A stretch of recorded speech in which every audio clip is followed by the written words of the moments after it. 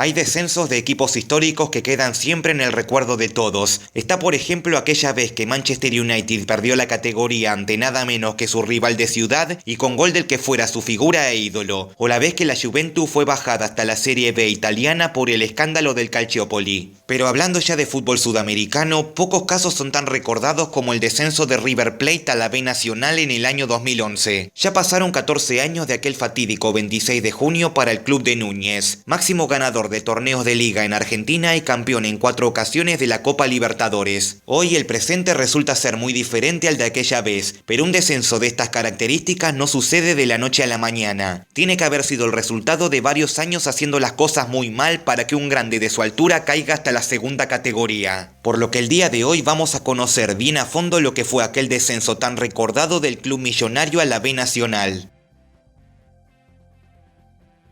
Para dar comienzo a este repaso es necesario ponernos en contexto y para ello debemos retroceder algunos años en el tiempo, hasta lo que son los finales de los años 90. River venía de ser uno de los mejores equipos de la década, no solo a nivel nacional, donde ganó una gran cantidad de torneos de liga, entre los que estuvo uno de forma invicta y un tricampeonato de la mano de Ramón Díaz, sino que también el millonario amplió las vitrinas a nivel internacional, conquistando su segunda Copa Libertadores en el año 96 y la última edición de la Supercopa Sudamericana al año siguiente. Todo esto de la mano de jugadores legendarios como Enzo Francescoli, Ariel Ortega, Marcelo Gallardo, Matías Almeida, Hernán Crespo, el Matador Salas. Qué equipazos que tenía la banda por aquel entonces. Sin embargo, y tras haber ganado prácticamente todo de la mano de Ramón, a partir del año 98 es que el nivel del equipo empezaría a decaer. A la par que desde la vereda de enfrente con Carlos Bianchi, Boca empezaba a sembrar la mejor etapa de su historia. River seguiría siendo protagonista de los campeonatos, pero ahora tendría al Xeneize como un competidor a la misma altura. Boca le ganó a su rival los 2 campeonatos de la temporada 98-99, pero el millonario respondió en la temporada siguiente ganando la apertura con Ramón a la cabeza y el clausura ya con el Tolo Gallego. Aquel equipo de la 99-2000 era conocido como el de los 4 fantásticos, por contar con nombres en ataque como Pablo Aimar, Javier Saviola, Juan Pablo Ángel y el Burrito Ortega. Pero más allá de ese par de títulos a nivel local, el millonario quedaría de ver en la Libertadores, donde fue eliminado en los cuartos de final por nada menos que su clásico rival, la noche que Gallego no quiso poner a Lenzo. Para el año 2001 el millonario no sería capaz de ganar ningún título, siendo relegado por San Lorenzo en el clausura y por un Racing que cortó una racha de 35 años sin títulos en el apertura. A fines de aquel año además habría elecciones en el club y resultaría ganador un personaje que sería de vital importancia en esta historia, José María Aguilar. A nivel nacional el comienzo de su gestión sería muy bueno, ganando el campeonato clausura del 2002 de la mano de Ramón Díaz. Sin embargo, la temprana eliminación en octavos de Libertadores llevaría a que Aguilar tome la decisión de despedir a Ramón, pese al éxito conseguido a nivel doméstico y los numerosos campeonatos obtenidos previamente. Esto con la búsqueda de lograr un mayor éxito a nivel internacional para contrastar los logros de Boca en ese tiempo. Y para ello llegaría como técnico el chileno Manuel Pellegrini, quien precisamente venía de ganar la Copa Mercosur con San Lorenzo y que se esperaba que traslade esos éxitos a nivel sudamericano a Núñez. Pero nada de eso ocurrió. En casi un año y medio Pellegrini sería incapaz de ganar un torneo desde afuera, siendo su único título a nivel nacional, el Clausura Argentino del 2003. Ya en el Apertura perdería de forma muy decepcionante el Superclásico y como gota que rebalsó el vaso estaría su derrota en la final de la Copa Sudamericana ante el sorpresivo Cienciano de Perú. Un torneo que parecía asegurado para River pero increíblemente se perdió. Tras el paso fallido de Pellegrini llegaría como reemplazo el exjugador de la institución Leonardo Astrada, cuyo ciclo empezaría muy bien, ganando el Clausura 2004. Pero una vez más en la Copa Libertadores el equipo millonario sería eliminado ante Boca, esta vez en semifinales, y los resultados a nivel local en el segundo semestre tampoco serían buenos. La eliminación en semifinales de la Libertadores 2005, sumado a problemas en los vestuarios, le pondría fin al ciclo de Astrada, llegando como reemplazante otro símbolo riverplatense como Reinaldo Merlo. Pero el regreso de Mostaza a casa no tendría un final feliz, no solo que tampoco conseguiría títulos, sino que además tendría roces con varios referentes del plantel, en especial con el muñeco Gallardo. Pese a lo que había sido una poco convincente primera gestión, Aguilar resultaría reelecto a finales del 2005 para lo que sería su segundo mandato consecutivo en el club de Núñez, Núñez. Y este sería el principio del fin. Para lo que sería su segunda etapa aumentaron todavía más los ya existentes problemas económicos que llevaron a que la calidad de los refuerzos a incorporarse en cada mercado sea cada vez menos eficiente. River quedaría eliminado sorpresivamente en los cuartos de final de la Libertadores de 2006 ante Libertad de Paraguay, y una vez más llegaría al banquillo otra leyenda del club como Daniel Passarella, que ya había dirigido al equipo millonario a principios de los 90 consiguiendo varios títulos en esa etapa, pero que esta vez no habría consagraciones. El año 2007 fue pésimo para el club. River se fue eliminado como último de la fase de grupos de una Libertadores que encima volvió a ganar Boca, y en la Sudamericana del segundo semestre perdería sorpresivamente en semifinales con Arsenal de Sarandí, que posteriormente ganaría el torneo. Este fracaso, sumado a una muy mala actuación en el Apertura 2007, donde River quedó en el puesto 14, le puso final al ciclo de Passarella en el banco riverplatense, en lo que sería su última experiencia como entrenador para luego dedicarse a la política. Para el inicio del año 2008 es elegido como nuevo técnico un joven Diego Simeone. El Cholo venía de dirigir en Estudiantes de La Plata, donde consiguió ganar el Apertura de 2006 arruinando el tricampeonato de Boca, y ya con aquel éxito previo tenía a la gente en el bolsillo. Y a nivel doméstico sus primeros 6 meses como técnico millonario también fueron muy buenos. River ganó el Clausura 2008 y cortó una racha de 4 años sin títulos. Eso sí, hay que decir que aquel equipo de River no ganaba los partidos jugando bien a la pelota, sino que más bien dependía exclusivamente de la calidad de sus muy buenos jugadores. En ese equipo brillaban jugadores como Diego Bonanote, Radamel Falcao, Juan Pablo Carrizo y un ya experimentado Ariel Ortega como capitán y referente. Pero más allá de este importante logro, en la Libertadores River sufriría una eliminación muy dolorosa ante San Lorenzo en los octavos de final, tras sufrir una remontada de 2 goles con un rival que tenía 9 jugadores. Pero más allá de lo que fue aquella decepción a nivel continental, era necesario volver a levantarse. Y con la ilusión de mejorar este rendimiento y repetir el éxito a nivel doméstico, el River del Cholo se preparaba pensando en el próximo torneo Apertura, sin imaginarse ni el hincha más pesimista que se estaban por venir los peores años en la historia del club.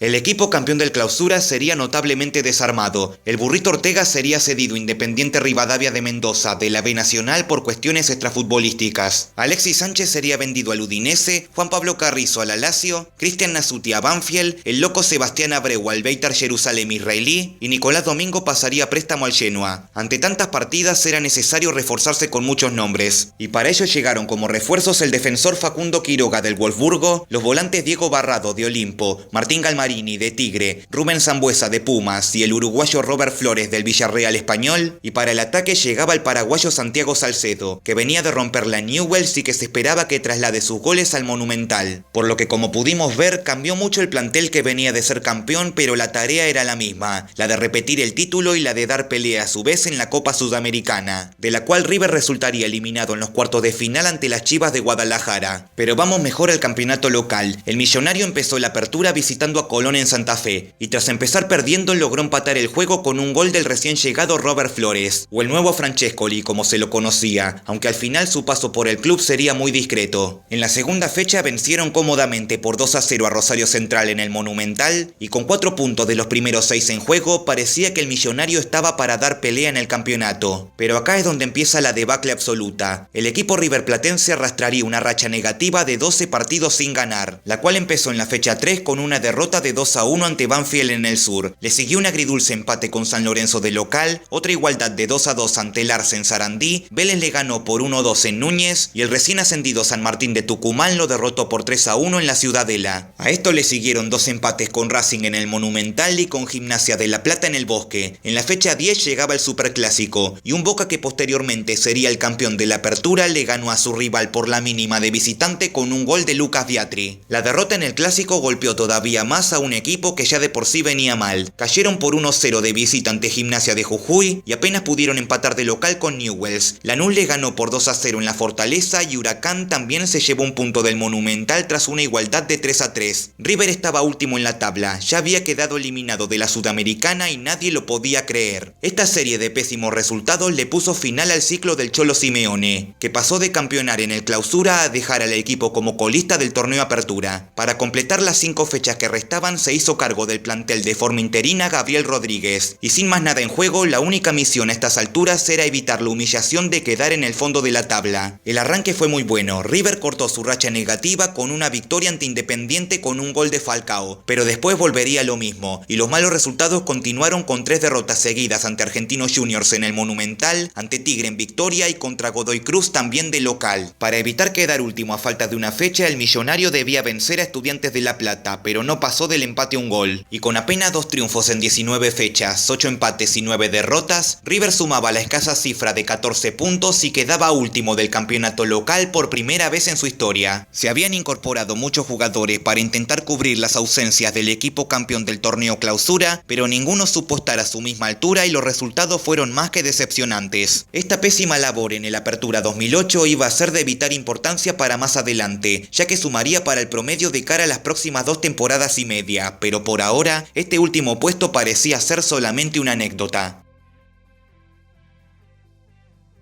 Empezaba el año 2009 y no había equipo en el país con más necesidad de renovarse que River, quien debía borrar la imagen mostrada en el torneo pasado y volver a recuperar su buen nivel. Para el primer semestre del año se fueron del equipo Leonardo Ponce al Zaragoza, Eduardo Tuzzi Independiente y Salcedo volvía a Newell's tras su paso frustrado por Núñez. Llegó como refuerzo para el arco Mariano Barbosa de Estudiantes, pero sin duda las 2 incorporaciones más importantes fueron las del muñeco Marcelo Gallardo, que volvía al club después de 3 años donde pasó por el PSG y el DC United, y la que fuera la gran novela del verano y uno de los fichajes más recordados para el club en esta etapa, el de Cristian Fabiani. Similar al caso de Salcedo, el Ogro venía de hacer un espectacular campeonato con Newell's, y pese a tener todo arreglado para pasar a Vélez, ni bien surgió el interés del conjunto millonario, el jugador haría todo lo posible para que se concrete su arribo a la banda. Y es que Fabiani era fanático del club y daba todo para jugar en el club de sus amores. Este fanatismo, sumado a su perfil alto ante las cámaras y por supuesto su gran rendimiento en la cancha, llevó a que ni bien se concrete el fichaje, el Ogro pase a ser casi un ídolo para la gente pese a todavía no jugar ningún partido. Pero ¿sería capaz el jugador de responder a ese cariño de la gente con goles? Ahora lo vamos a ver. Para 2009 River trajo como nuevo técnico al que también fuera jugador de la institución Néstor Gorosito. Los 2 objetivos eran el de mejorar la performance en el torneo local y además el de dar pelea en la Copa Libertadores, a la que River clasificó por ganar el Clausura de 2008 con Simeone. Pero similar a lo sucedido 2 años antes, esta nueva copa para el equipo sería un fiasco. Una vez más el millonario quedó eliminado en la fase de grupos y por debajo de un sorpresivo equipo de Universidad San Martín de Porres. También fue el único equipo del grupo que perdió con el colista Nacional de Asunción. Así que una decepción total en la Libertadores, pero ¿qué hay del Clausura? Ante la necesidad de mejorar la imagen mostrada en el Apertura, River empezaría el torneo recibiendo a Colón en el Monumental y apenas pudo empatar 2-2. Pero las buenas empezaron con un triunfo por 2-1 ante Central en Arroyito con un gol además de su nuevo fichaje el Ogro Fabiani. Y después de casi un año River pudo por fin ganar 2 partidos seguidos por el torneo local cuando venció a Banfield en casa por 2-0. Pero este buen inicio que parecía ser prometedor se desdibujó por completo tras un mazazo sufrido en el nuevo gasómetro, cuando San Lorenzo goleó al millonario contundentemente por 5-1. Y el golpe anímico tras esta derrota provocó que el equipo perdiera confianza y el rendimiento para el resto del torneo sea muy irregular, con triunfos ocasionales mezclados con derrotas insólitas. Para la fecha 5 los de Núñez derrotaron por 3-1 de local a Arsenal, para luego empatar un gol ante el futuro campeón Vélez Sarsfield y vencer otra vez en casa a San Martín de Tucumán. Esa racha positiva se cortó tras una derrota por la mínima ante Racing en el Cilindro. Después empataron a 2 tantos con Gimnasia Esgrima La Plata de local y volverían a igualar en su visita a la Bombonera ante Boca en el Superclásico, donde pese a empezar perdiendo, un espectacular tiro libre de Gallardo pondría el 1-1 definitivo, pero la irregularidad continuó. Triunfo por la mínima de local ante Gimnasia de Jujuy, derrota por el mismo resultado ante la Lepra en Rosario y empate 1-1 ante un Lanús que peleaba arriba el campeonato. Y hablando de rivales que peleaban arriba, en su visita al Ducó, River se fue goleado por 4-0 ante el Huracán de Pastore de Federico y compañía, en una de las mejores funciones de aquel recordado equipo de Los Ángeles de Capa. Pero tras este otro golpe, la banda se recuperó tras vencer por 2-0 al Rojo en el Monumental. No pudieron pasar del empate empate a 0 ante el colista del torneo Argentinos Juniors en la Paternal y vencieron cómodamente a Tigre por 3-1 de local. El cierre de la campaña, sin embargo, fue con 2 derrotas, ante Godoy Cruz en Mendoza y de local contra Estudiantes de La Plata. Para River, la actuación en el Clausura fue mejor que la de la Apertura, aunque tampoco era muy difícil hacer eso, y con la suma de 27 puntos se ubicó en la 8ª posición. Mejor, sí, pero igual no alcanzaba para un club a la altura de River. En total, contando ambos campeonatos, el Millo sumó apenas 41 puntos en la temporada 2008-2009. Aunque claro, como vemos, los muy buenos números de las anteriores 2 temporadas hacían que el equipo quede sexto en la tabla de promedios y no sufre inconvenientes con el tema del descenso por ahora, porque para evitar complicarse en el futuro era necesario sumar de cara a la siguiente 2009-2010, donde se esperaba que regresen por fin las buenas para el millonario.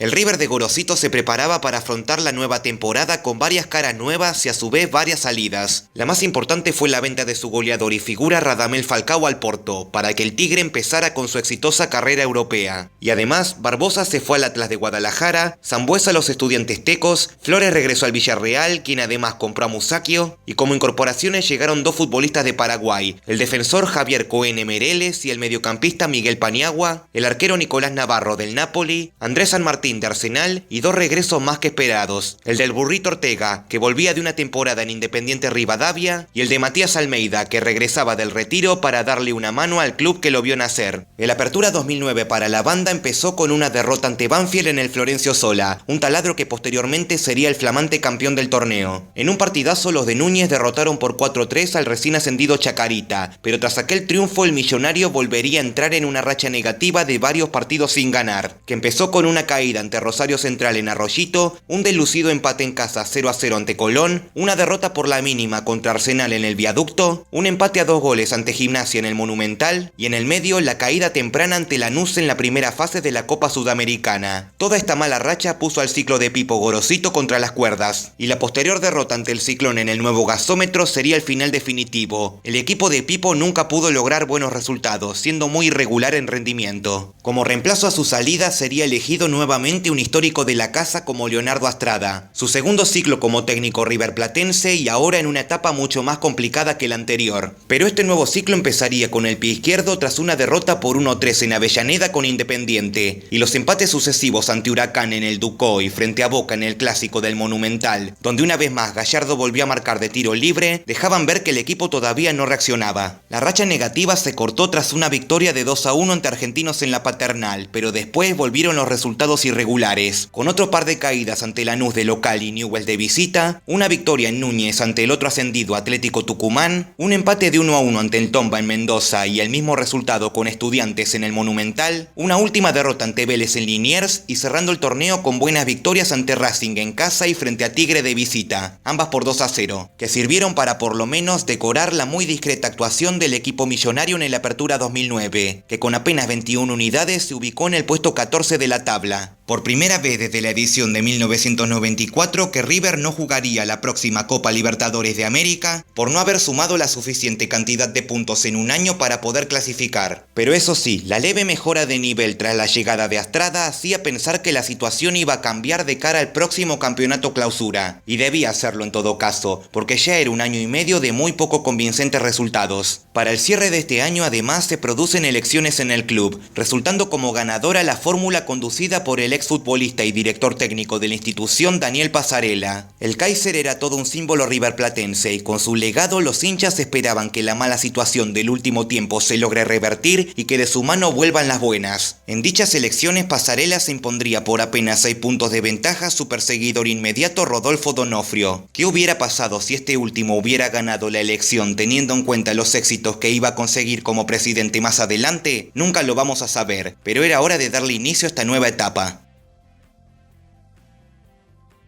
Empezaba el año 2010 y por primera vez en 16 años que River no jugaba la Copa Libertadores debido a la pobre cosecha de puntos en el año 2009. Pero no hay mal que por bien no venga, y el hecho de no tener doble competencia podía hacer que el equipo se enfoque con más claridad en lo que era el campeonato local, donde River debía sumar para no complicarse más de cara a futuro. Las salidas para este mercado de verano fueron las de Cohen y Paniagua, Sportivo Luqueño y Guaraní respectivamente, y la de Cristian Fabiani, tras apenas un año en el club donde el logro tuvo un muy muy mal rendimiento, con apenas 3 goles en 32 partidos y siendo más noticia fuera que dentro de la cancha. Mientras que como incorporaciones llegaron Alexis Ferrero de Colón, Gonzalo Ludueña de Universidad San Martín, el uruguayo Juan Manuel Díaz de Estudiantes, el paraguayo Rodrigo Rojas de Olimpia y el chileno Gustavo Canales de Unión Española. Pero una vez más, la mayoría de refuerzos no cumplieron con las expectativas y la actuación del Millonario en el Clausura sería casi igual de mediocre que la del torneo anterior, siendo derrotado por la mínima ante Banfield de local en el primer partido, venciendo con mucho esfuerzo a Chacarita por 3-2 y no pudiendo ganar ninguno de los próximos 4 juegos. 0-0 de local con Central, derrota por 0-1 ante Colón en Santa Fe y 2 empates 1-1 con Arsenal de local y Gimnasia de visita. Un triunfo por la mínima frente a San Lorenzo en el Monumental le puso final a esta mala racha, solo para caer de vuelta ante Independiente en Avellaneda y volver a ganar ahora ante Huracán en casa. Lo que seguía era el superclásico en la Bombonera, pero este debió ser suspendido por la intensa lluvia a los 10 minutos de haber empezado, reanudándose 4 días más tarde con el Ceneice ganando por 2-0 con un doblete de Gary Medel. Esta derrota en el clásico ponía muy en riesgo la continuidad de Astrada, y su salida se haría definitiva luego de otros 4 partidos sin ganar tras el superclásico, 3 derrotas por la mínima ante Argentinos Juniors, Lanús y Newell respectivamente, y un empate sin goles en Tucumán ante un casi descendido Atlético. Con el equipo antepenúltimo en la tabla, Astrada es despedido y llega en su reemplazo Ángel Capa, cuyo último equipo había sido Huracán, donde logró conformar aquel recordado equipo que casi logra ganar el Clausura de 2009. Con él llegaba la filosofía del tiki-tiki, ganar los partidos jugando bien a la pelota, un estilo de juego que le funcionó en el Globo y que de cierta manera coincidía con la filosofía riverplatense, que también se caracterizó históricamente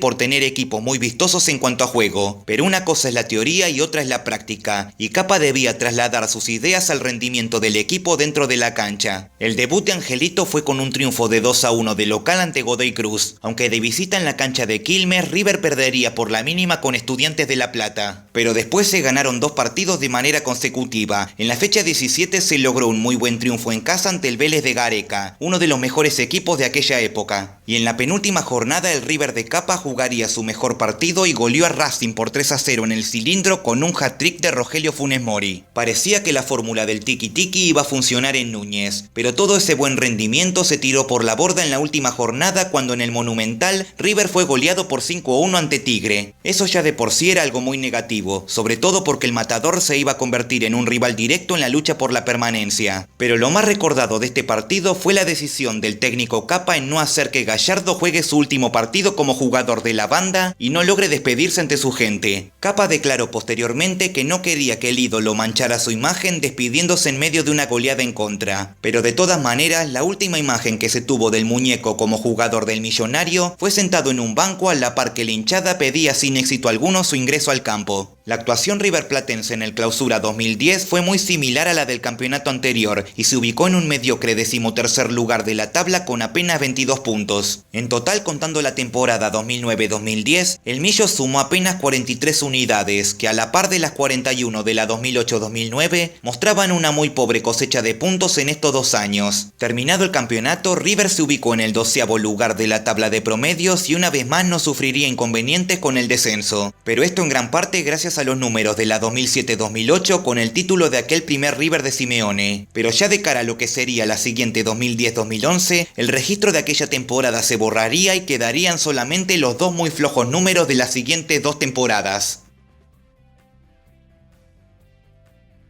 River empezaba la temporada en puesto de promoción solamente por encima de los 3 clubes recién ascendidos, Olimpo, Quilmes y All Boys, y necesitaba urgentemente hacer 2 muy buenos torneos, con campañas que superen preferentemente los 30 puntos para evitar complicaciones. ¿Quién iba a pensarlo, la verdad? La posibilidad de un descenso pasaría de ser una mera utopía a volverse un riesgo serio. Era hora de que River por fin reaccione y vuelva a pelear campeonatos como lo hacía antes. El River de Capa se preparaba para afrontar el primero de los 2 torneos cortos que decidirían esta historia. Para la apertura llegaron como incorporaciones una gran cantidad de refuerzos importantes para afrontar este objetivo, como el arquero Juan Pablo Carrizo, figura millonaria un par de temporadas atrás que regresaba desde Zaragoza para poner las manos en el fuego, literalmente. Llegaban también el peruano Yosemir Bayón de Universidad de San Martín, el paraguayo Adalberto Román desde Libertad, Jonathan Maidana desde Banfield, un conocido de Capa, Carlos el Chiche Arano desde el Aris Salónica de Grecia, el volante Walter Acevedo de Independiente Independiente y dos delanteros de renombre como el tanque Mariano Pavone desde Betis y Leandro Caruso desde Vélez. Y en cuanto a las salidas, además del ya mencionado caso de Gallardo, se fueron del equipo una gran cantidad de jugadores, la mayoría de bajo rendimiento como Navarro, Sánchez, Villagra, Cabral, Rojas, Quiroga, Ahumada, Barrado, San Martín, Galmarini, Ludueña y Canales. Una limpieza total, pero necesaria para acortar un plantel que ahora tenía mucha más calidad. Ante la necesidad imperiosa de sumar puntos para salvarse lo más pronto posible, River tendría un comienzo arrasador, ganando los 3 primeros partidos del campeonato. Por la mínima ante Tigre de local con un agónico tanto de Funes Mori, por el mismo resultado de visita ante Huracán en el Ducó, y en la tercera fecha derrotando por 3-2 a Independiente en el Clásico para quedar así como el único puntero del campeonato. River arrancaba con todo. El problema es que después regresaron los mismos resultados irregulares de torneos anteriores, y la racha de triunfos se cortó con un 0-0 ante Argentinos Juniors en la Paternal. Vélez con la dupla Martínez y Silva se tomaría revancha del Clausura y los derrotó por 2-1 en el Amalfitani para acabar con el invicto del Millonario. Y a pesar de ganarle a Arsenal por la mínima con otro tanto de Rogelio Funes Mori, River entraría en una racha nefasta de 7 encuentros sin ganar, empezando con una caída en Rosario ante Newell's, un muy amargo empate frente al recién ascendido y competidor directo por la permanencia Quilmes que igualó con un tanto agónico del ex Boca Miguel Caneo. Otro empate, ahora de 2-2 ante Banfield en el sur tras estar abajo en el resultado 2 veces, y nuevamente siendo incapaz de derrotar a un rival directo en los promedios tras igualar en 0 con Gimnasia de local. Después vino otro empate más a 2 goles contra Godoy Cruz en Mendoza, con un final bastante polémico donde le anularon un gol lícito a Funes Mori que ponía el 3-2. Y el quinto y último empate consecutivo fue frente a Racing en el Monumental por 1-1. Esta racha molesta de igualdades se cortaría en la fecha 13, pero no de la forma que el Millonario esperaba, sino que más bien se cortaría con una derrota por 1-0 frente al recientemente ascendido All Boys en Floresta. De nuevo, no quiero ser repetitivo, pero otra vez cedían puntos con un competidor directo. Esta racha de partidos sin triunfos bajaron a River desde la punta hasta el 11º lugar de la tabla, y el promedio del descenso volvía a ser una preocupación para el equipo. En vísperas de lo que sería el Superclásico ante Boca en el Monumental, Pasarela tomaría la drástica decisión de despedir a Capa, cuyo ciclo con la banda había empezado bien, con un aceptable cierre del campeonato Clausura y un comienzo con 9 de 9 en el Apertura, pero esos últimos 7 partidos sin triunfos mostraban la necesidad de un cambio de mando en el plantel, y mientras se buscaba un nuevo entrenador, Pasarela puso de forma interina a Juan José López en el banquillo, que en aquel momento trabajaba en las divisiones inferiores del club. El primer reto para JJ era el más exigente de todos, el del Superclásico. A pesar del flojo momento del equipo, enfrente también estaba un Boca decaído que venía con malos resultados y con Borghi en la cuerda floja. El partido en el Monumental sería más que parejo, con las falencias y limitaciones de ambos gigantes de aquel entonces, pero fue el Millo quien marcó la diferencia en un tiro de esquina, donde Jonathan Maidana, que había jugado en Boca previamente, le ganó de cabeza a la defensa azul y oro para decretar el 1-0 definitivo. River se quedaba con el Superclásico después de 3 años de solo empates y victorias ceneices. JJ empezaba el interinato de la mejor manera y el equipo jugaba de forma más suelta y confiada. A este éxito del Superclásico le siguió un cierre más que aceptable en el Apertura, con un empate a 0 frente al Ciclón en el nuevo gasómetro. Y para la fecha 16, River ganaba un partido importantísimo ante Olimpo en el Monumental. Importantísimo porque, claro, los bahienses eran otro rival directo en la lucha por la permanencia. De visita al cementerio de los Elefantes, el Millonario dio el batacazo y derrotó por 2-1 a Colón con un gol agónico de Mariano Pavone en tiempo de descuento. Para la penúltima jornada, la banda recibía en el Monumental a un Estudiantes de La Plata que peleaba mano a mano el campeonato con Vélez. Por el buen momento de ambos equipos se esperaba un partido parejo, pero no fue así. El pincha de Sabela mostraría su chapa de campeón y goleó al conjunto millonario por 0-4 de visita para que una semana más tarde ganase oficialmente la Apertura. Pero a pesar de aquella dura derrota, los de Núñez cerraron el torneo y el año en general de la mejor manera con una goleada, ahora a favor de 1-4 ante Lanús de visita en la Fortaleza. Con 31 puntos sumados y en el cuarto lugar del torneo, River hacía su mejor campaña en el torneo local desde aquel Clausura del 2008 ganado por Simeone, y de esta forma respiraba aire fresco con el tema de los promedios. A pesar de haber perdido varios puntos sobre el final del ciclo Capa, el arribo de JJ le trajo frescura a un equipo que sacó 13 de los últimos 18 puntos en juego, con triunfos importantes ante Boca en el Clásico y frente a Olimpo en la lucha por los promedios, y victorias sorpresivas de visita ante rivales difíciles como Colón y Lanús.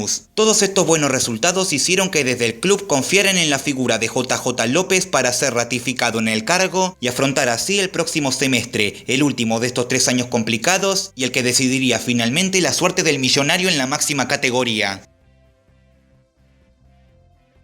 Ahora JJ y compañía debían intentar salvar a River del descenso de una vez por todas y para ello tenía 19 fechas por delante, 19 finales para decidir toda esta historia. Debido al más que aceptable campeonato anterior sumado a la delicada situación económica, esta vez River no haría un mercado de fichajes ambicioso y solamente se centró en mantener la base de la apertura 2010, con Fabián Bordagaray como única incorporación desde San Lorenzo, y en cuanto a salidas, nadie quería abandonar el barco en este momento tan crítico para el club, pero eso sí, se produjo una salida forzada, la de Ariel el Burrito Ortega. El ídolo millonario sería borrado del plantel por la misma razón que la vez anterior con Simeone, la de faltar a los entrenamientos y no estar siempre a la par del grupo. El tema es que más allá de estas cuestiones, el Burrito no era un jugador cualquiera, era todo un ídolo y referente para el plantel y para la gente, y a pesar de no estar siempre en la mejor forma, tenía una calidad innegable que podía marcar la diferencia en esta clase de partidos complicados. Entonces, con esta salida de Ortega All Boys, River perdió una voz de mando y de experiencia que la iba a necesitar muchísimo en este campeonato. Es cierto, todavía estaba Almeida como principal referente, mientras que otros jugadores como Carrizo, Ferrari y Pavone también podían aportar su liderazgo. Además de los experimentados, aparecieron también un par de juveniles más que prometedores que por su calidad se ganaron rápidamente un lugar en el equipo, Manuel Lanzini y Eric Lamela. El River de JJ se preparaba para los 6 meses más críticos de toda su trayectoria por la primera división, y como primer reto tenía una visita en el Monumental de Victoria para enfrentar a Tigre, que también luchaba mano a mano con los de Núñez por la permanencia. El partido quedaría empatado a 0 y dejaba en claro que a ambos equipos le esperaba un largo camino de acá en adelante. Para la fecha número 2, la primera de River jugando de local, el Millonario ganó un partido más que importante ante otro rival directo como Huracán. Fue un 2-0 cómodo con goles del pibe Eric Lamela y de Paulo Ferrari. Un dato, esta fue la única vez en todo el clausura que River ganaría un partido por más de un gol de diferencia, lo cual evidenciaba la notable falta de gol en aquel plantel. Para la tercera jornada el Millonario visitaba el Libertadores de América y allí derrotó por la mínima Independiente con otro tanto agónico del tanque Pavone. En el Monumental, River dejó escapar 2 puntos ante un bicho de la Paternal que supo mantener su arco en cero. Y nuevamente en el Monumental, el Millonario recibió un Vélez brillante que sería el futuro ganador de este clausura. Un error increíble del joven arquero Chichisola le cedió al tanque Silva el 1-0 en bandeja. Y pese a la igualdad transitoria de Pavone desde los 12 pasos, el Fortín se llevaría el triunfo por 2-1 con otro gol de Silva. Tras esta derrota, Chichisola sería sentado en el banco de suplentes y Carrizo volvería a ser titular de cara al partido con Arsenal de la fecha 6.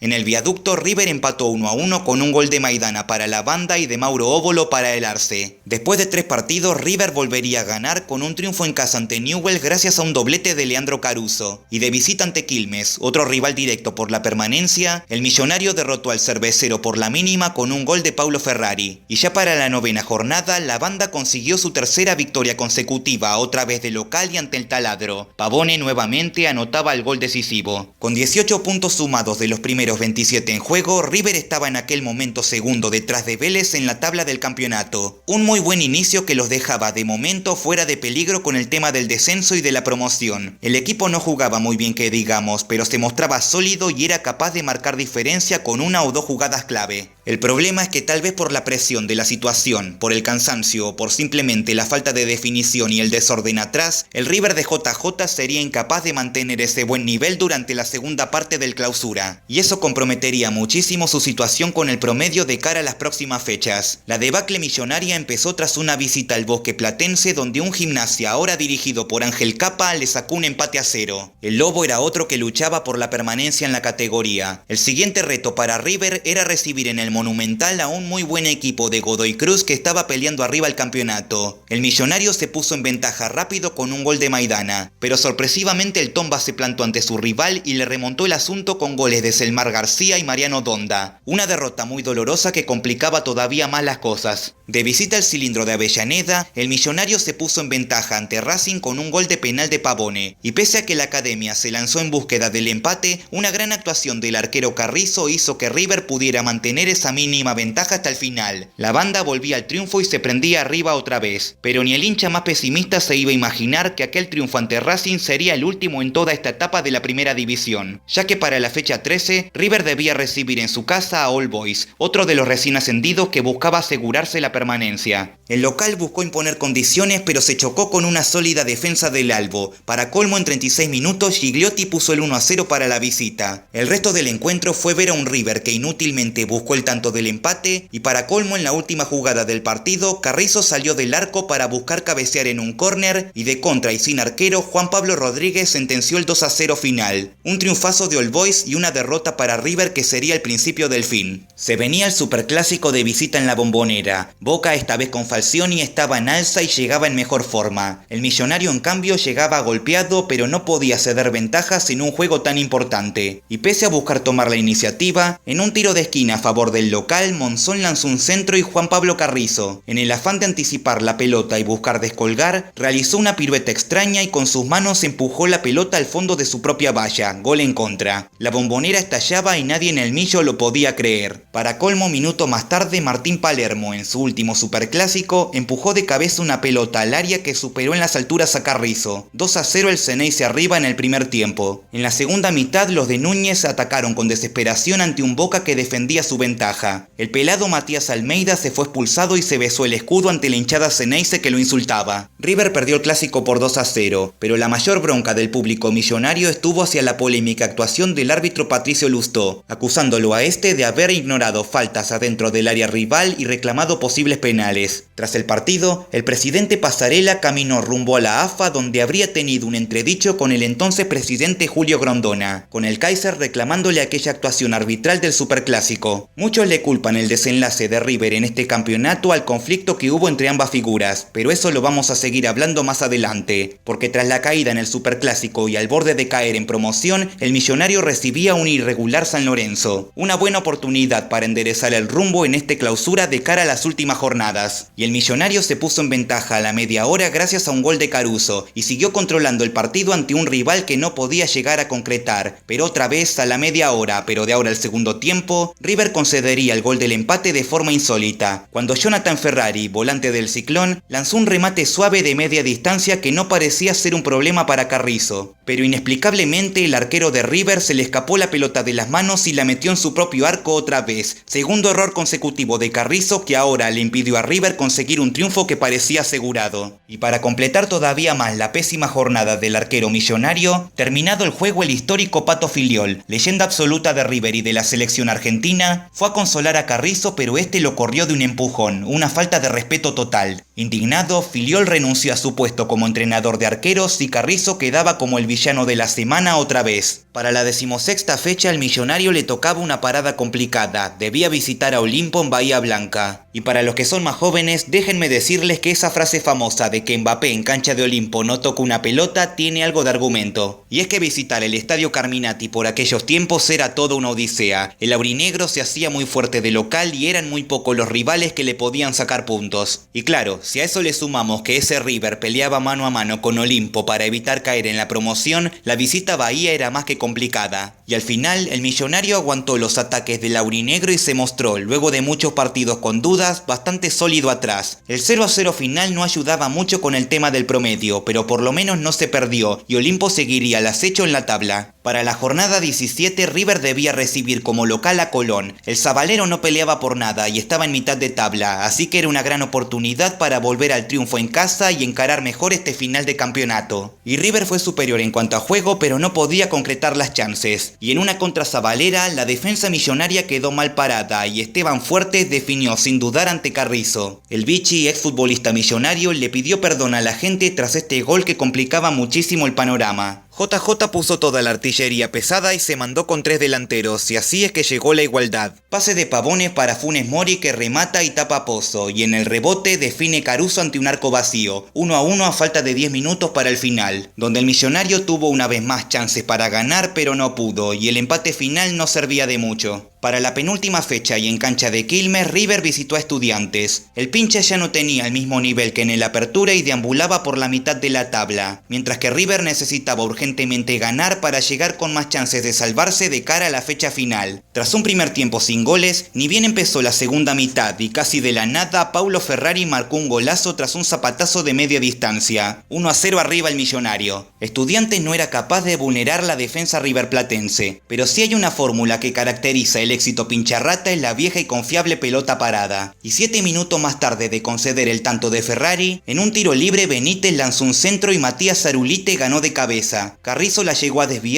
pero no pudo sacarla del todo, 1-1. El resultado no se modificó y sería el definitivo. Era el cuarto empate seguido y el sexto partido sin ganar para el Millonario, que llegaba a la última fecha con muchas dudas y con varios equipos luchando por la permanencia en la máxima categoría. El 18 de junio del 2011 fue una jornada histórica para el fútbol argentino, donde un total de 5 partidos se jugaron en simultáneo, donde había 6 equipos involucrados con el promedio. 2 de ellos iban a descender directamente, otros 2 iban a jugar la promoción y solamente 2 de los 6 equipos se podían salvar terminada la jornada. Hay mucho para analizar, así que vamos por partes. Uno de los que consiguió salvarse de todo directamente fue Tigre. El matador era de todos los equipos el que llegaba más relajado y aseguró su permanencia tras un empate en la Paternal ante Argentinos Juniors, mientras que Huracán estuvo a segundos de bajar a la B Nacional tras su derrota por 5-1 ante Independiente, pero logró acceder a un desempate contra Gimnasia Esgrima La Plata luego de que el Lobo dejara escapar una ventaja de 2 goles en el Bosque ante Boca, cuando Celay, un ex Huracán, puso el 2-2 definitivo en lo que fue la despedida oficial de Martín Palermo como jugador profesional. Pero vamos ahora a lo que de verdad nos interesa hoy. Si había un partido en el que River debía mirar de reojo, ese era el que iban a jugar Quilmes y Olimpo.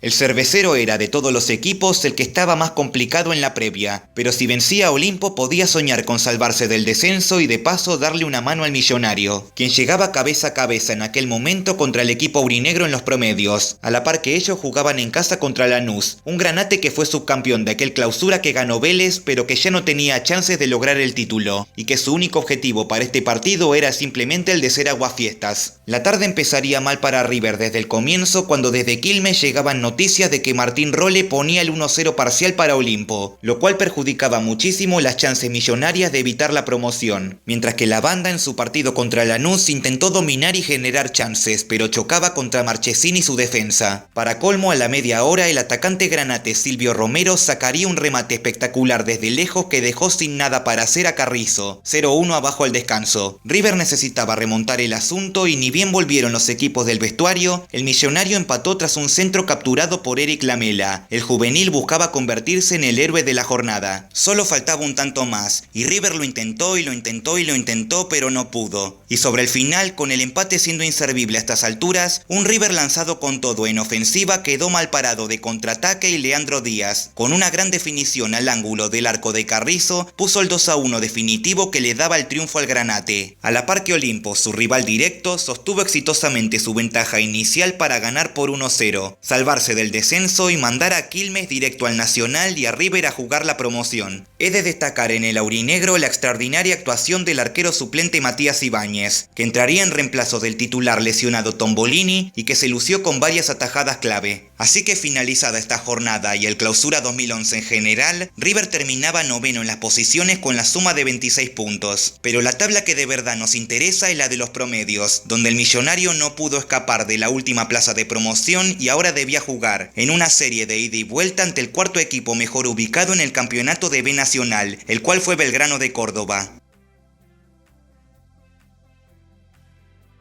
Es importante mencionar que en estas promociones el equipo de primera división no solamente definía la serie como local, sino que a su vez contaba con la llamada ventaja deportiva. Es decir, que en caso de igualdad en 180 minutos, River se podía mantener en primera directamente y sin necesidad de ir a la largue o a los penales. Esto era algo justo o injusto, no lo sé la verdad, pero siempre las promociones fueron así acá. El partido de ida se jugó en el Gigante de Alberdi, la cancha de Belgrano. El Pirata estaba ante una chance histórica de lograr el ascenso. El equipo del ruso Zielinski no se dejó intimidar por la calidad de su rival y salió con todo a imponer condiciones. River intentaría hacer valer sus nombres para lograr un buen partido, sabiendo que dentro de todo, un empate no era tan mal resultado por esa cuestión de la ventaja deportiva. Había que ser inteligente, no desconcentrarse y evitar cometer errores. Pero esa idea duró apenas 11 minutos, ya que tras un tiro de esquina en favor del local, el defensor millonario Adalberto Román saltó a cabecear la pelota con la mano extendida hacia arriba. Insólito. Un claro penal sancionado en favor de Belgrano. Se hizo cargo de la falta el volante César Manzanelli, quien marcó el 1-0 ante Carrizo. Belgrano estaba arriba en el marcador. Tras esta ventaja, River se lanzó en búsqueda de la igualdad y buscó dominar las acciones. El equipo pirata, con la ventaja a su favor, jugaría de contra aprovechando las dudas en el fondo riverplatense. Y ni bien empezó el segundo tiempo, Manzanelli lanzó un córner, Lolo ganó de cabeza y sobre la línea César el picante Pereira le ganó en el anticipo a Almeida y venció la valla de Carrizo. 2-0 arriba el Pirata y el Millonario estaba en una situación complicadísima. La desventaja en el marcador era ya notable. Durante aquel segundo tiempo el juego tuvo que ser detenido por unos minutos debido a incidentes, en donde hinchas millonarios ingresaron a la cancha a presionar a sus jugadores y pedirles un mayor compromiso. El partido terminó 2-0 en favor de Belgrano y había que esperar hasta ese domingo para definir la promoción. Estando 2 goles abajo y ante la necesidad de remontar la serie, River estaba solamente a 90 minutos de definir su futuro en la primera división. Los días previos fueron de mucha tensión y JJ realizó varios cambios en el once titular de cara al partido de vuelta. Algunas modificaciones fueron obligadas, como las salidas de Adalberto Román y del referente Matías Almeida, ambos suspendidos por acumulación de amarillas, pero también hubo varios cambios insólitos, con jugadores en puestos diferentes a los que habitualmente lo hacían, como la decisión de que Chiche Arano, lateral izquierdo, pase a jugar de doble 5 para ocupar el puesto que dejaba Almeida. También ingresaría de forma inesperada al equipo Facundo Franchino, que casi no había tenido minutos en el clausura. Las prácticas y ensayos tácticos previos al partido fueron supervisados por el propio presidente Daniel Pasarela, y hasta se llegó a decir el rumor de que el Kaiser le dio indicaciones a JJ sobre qué cambios hacer y cómo había que parar el equipo. Como sea, era hora de la gran cita. El 26 de junio a las 3 de una tarde soleada en el Estadio Monumental, River salió a la cancha a poner en juego una trayectoria de 103 años jugando de forma consecutiva en la máxima categoría del fútbol argentino. El partido, tal como se preveía, empezó con River a puro empuje intentando buscar una rápida ventaja, pero en medio de una contra a los 3 minutos, Belgrano consiguió un tiro libre peligroso a su favor al borde del área izquierda. Manzanelli tiró un centro cerrado y la pelota pasó a través del área riverplatense y se metió dentro del arco. Era gol del Pirata, pero este tanto resultó anulado por un supuesto fuera de juego, y la verdad es que es una jugada bastante dudosa ya que el offside no resulta ser muy claro. Inmediatamente después de aquella jugada el local se mandó al ataque. Pavone recibió la pelota de espaldas y con una espectacular media vuelta lanzó un remate rasante que se metió en la esquina del palo izquierdo defendido por Juan Carlos Olave. En apenas 5 minutos River estaba 1-0 en ventaja y había mucha ilusión en el estadio con un gol que parecía ser el inicio de una remontada que dejaría al equipo en la primera división. Pero de forma increíble nada de eso ocurrió. A pesar de seguir atacando, buscando un segundo gol que les haga empatar la serie y quedarse por ventaja deportiva, al Millonario no se le caían las ideas a la par que la defensa del equipo cordobés se mostraba cada vez más sólida. Sobre el tramo final del primer tiempo, el delantero riverplatense Leandro Caruso se filtró por el área y allí fue derribado muy imprudentemente por el defensor pirata Claudio El Chiqui Pérez. Un claro penal que no fue cobrado por el árbitro Sergio Pezzota pese a las protestas de los jugadores del Millo. De cara a los últimos 45 minutos, River necesitaba de forma urgente encontrar ese segundo gol, pero una vez más no podrían pasar por la sólida defensa cordobesa y los reflejos de Olave. Y fue entonces que a los 17 minutos de aquella segunda mitad llegó la jugada decisiva. Con River buscando salir en defensa, Ferrero le dio un pase al medio Arano que llegó tarde y perdió la pelota. La robó Belgrano y por izquierda escapó el picante Pereira, que lanzó un centro al área de River donde se produjo una confusión tras un choque entre los centrales del Millo. Y en el rebote tras esa falla apareció en carrera el mediocampista Guillermo Farré, que de volea y sin bajar la pelota al piso, fusiló a Carrizo con un remate rasante que pasó a través de sus piernas. 1-1 y desilusión total para River, que necesitaba otra vez de 2 goles para quedarse en primera. JJ hizo cambios, entrando el Queco Villalba y Bordagaray, y River ahora fue puro empuje. Ya no importaba jugar, sino que importaba convertir goles como sea. Y minutos más tarde del empate de Farré, el defensa Cristian Tavio empujó ligeramente en el área a Caruso y Pezzota cobró un penal a favor de River. Y hay que decirlo, era más penal la falta del Chiqui Pérez no cobrada en el primer tiempo que esta otra. Con la necesidad de anotar y poner al equipo nuevamente a un gol de la hazaña, se hizo cargo de la falta el delantero Mariano Pavone. pero su remate fue muy rasante y centrado y Olave contuvo la pelota sin complicaciones. Aquel penal fue la última gran chance que tuvo River para intentar mantenerse en primera. Todo lo que vino después fueron intentos sin ninguna idea en donde Olave y la sólida defensa de Belgrano se encargaban de sacar, y a los 44 minutos y con el descenso de categoría prácticamente consumado, una vez más se produjeron incidentes en las gradas del estadio. Ante la imposibilidad de seguir jugando en estas condiciones y habiendo faltado apenas pocos minutos para el final, con una diferencia de 2 goles en el global, Pezzotto dio por finalizado oficialmente el partido y el 1-1 final. Es así como con un 3-1 global ascendía el Pirata cordobés a la primera división tras 4 temporadas en la B, concretando definitivamente el descenso de River Plate a la segunda división por primera vez en toda su historia. Sin dudas el día más triste en la historia del club, una caída a un pozo que de ninguna manera se produjo de casualidad, porque esa es la verdad. River no se fue al descenso por perder esta serie contra Belgrano nada más, ni siquiera por lo que fue su actuación en el último torneo clausura. Son 3 años de malos resultados y flojas campañas que definieron esta cuestión. Es más, el River de la temporada 2010-2011 sumaría un total de 57 puntos en 38 partidos, una cosecha más que aceptable que los hubiera hecho clasificar a la Copa Sudamericana de no haber jugado la promoción y descendido. Este River de la 2010-2011 fue el mejor River de todo este proceso que llevó a la pérdida de categoría, y la culpa, si bien es compartida por todos y nadie está a salvo de nada, no le corresponde en su totalidad a este plantel que hizo lo que pudo y todo lo que tenía a disposición. No todo es culpa de Pavone por errar el penal, no todo es culpa de Román por hacer el penal insólito en la ida, no todo es culpa de JJ López ni de los técnicos que pasaron antes por el club, es todo compartido. Por supuesto que no todos tienen la misma cantidad de responsabilidad, y estadísticamente hablando, Simeone, con aquel nefasto rendimiento en el Apertura 2008 donde River quedó último, fue el que menos puntos ayudó para sumar, mientras que Rodríguez, Gorosito, Astrada y Capa lo harían menos mal, pero igualmente ninguno fue capaz de escapar de resultados mediocres. Irónicamente, JJ López sería el que mejores resultados obtuvo durante este tiempo, pese a ser el que al final terminó descendiendo con el equipo. Una estadística importantísima fue también la del desempeño del equipo cuando le tocó jugar con rivales directos en la lucha por la permanencia, porque River le cedería muchísimos puntos a clubes que pelearían por salvarse y les terminó complicando aún más las cosas. Por ejemplo, de los equipos recién ascendidos, el Millonario perdería los 6 puntos en juego contra All Boys, o sea que le ganó los 2 partidos. Olimpo también sumaría un punto ante la banda cuando los recibió en Bahía, y hasta Quilmes, que terminó último en los promedios y bajó directamente, le sacó un empate a River en su visita al Monumental por el Apertura. Y también, por supuesto, están aquellos otros rivales directos que jugaron ante los de Núñez durante las 3 temporadas del promedio. Entre la Apertura 2008 y el Clausura 2011, Tigre le sacó un total de 7 puntos de 18 en juego, mientras que en medio de una estadística bastante insólita, Gimnasia Esgrima La Plata sumó ante River un total de 6 unidades producto de 6 empates seguidos. Así es, a lo largo de todos estos 3 años no hubo ni victorias del Millo ni del Lobo, todos empates, mientras que Huracán le arrebató un total de 5 puntos al Millonario a lo largo de estos 3 años. Y eso que no contamos también a los equipos que descendieron en temporadas pasadas y le sacaron puntos a River. Por ejemplo, San Martín de Tucumán y Gimnasia Esgrima de Jujuy, ambos clubes descendidos de la temporada 2008-2009, le sacaron 3 puntos de 6 cada uno. Y mientras que para la 2009-2010, Rosario Central, que perdió la promoción con All Boys, sumó 4 puntos ante River en 2 temporadas, y Atlético Tucumán, que bajó directamente, le sacó un punto más a River jugando de local. Si vamos al caso, al único de los equipos descendidos al que River le ganó en los 2 partidos fue a Chacarita, y aún así le costaría bastante. Ahora bien, en cuanto a lo que fueron los demás equipos, les tengo un acertijo. Quiero que me digan cuál fue el mayor verdugo del Millonario a lo largo de estas 3 temporadas. ¿Cuál de todos tendría mayor responsabilidad en lo que sería su descenso a segunda? ¿Cuál fue el equipo que más puntos le sacó al Millonario durante estos 6 campeonatos? Les doy una pista. Aquel equipo en cuestión le sacó a River un total de 13 puntos de 18 en juego, ganándole en 4 ocasiones y empatando y perdiendo en una sola. Si saben cuál fue aquel equipo, díganlo en los comentarios, que al primero que acierte le fijo la respuesta. Y los jugadores fueron en su mayoría de una calidad inferior a lo que es la altura de River, con muy pocos nombres destacados en este lapso de 3 años, como lo pudieron ser, por ejemplo, Falcao, Bonanote, Ferrari o Pavone, además de los históricos como Ortega, Gallardo y Almeida, a su vez de promesas como Lamela, Lanzini o Funes Mori. Pero después todo muy por debajo de las pretensiones riverplatenses, con refuerzos de los que se esperaba mucho y no hicieron casi nada como Salcedo o Fabiani, o simplemente jugadores de nivel mucho más bajo. Es cierto, la situación económica tampoco permitía fichar superestrellas, y si bien sumaron para el promedio las últimas 3 temporadas, el problema de River la verdad es que viene de mucho